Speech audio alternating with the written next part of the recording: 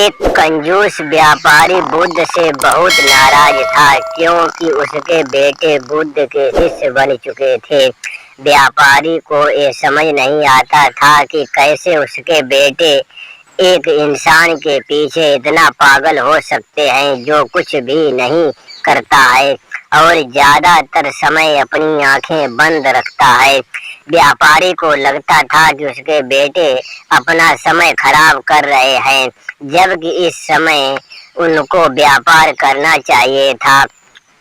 एक दिन गुस्से में व्यापारी बुद्ध के पास जाता है। गुस्सा इस चरम पर होता है कि पहुंचते ही वो बुद्ध के मुंह पर थूक देता है। जवाब में बुद्ध आंख खोल के मुस्कुरा देते हैं।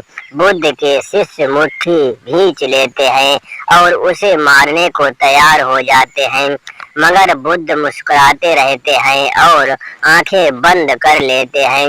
वो आदमी उसी गुस्से में वहां से वापस भाग जाता है, मगर बुद्ध की वो आंखें और उसकी वो मुस्कुराहट उसका पीछा नहीं छोड़ती है। रात भर वो बेचैन रहता है और सो नहीं पाता है।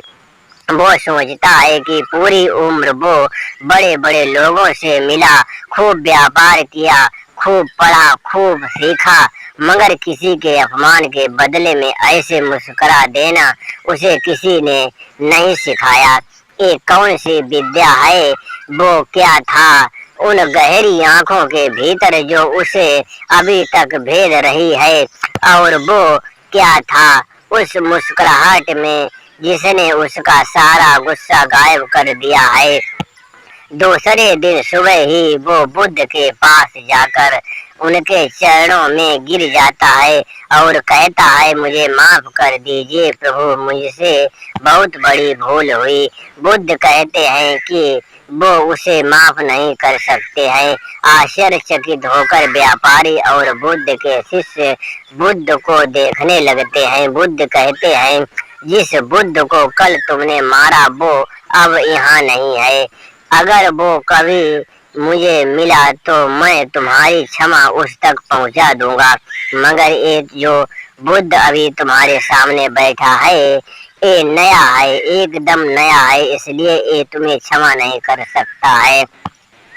बुद्ध के अनुसार हम प्रतिक्षण नए हो जाते हैं।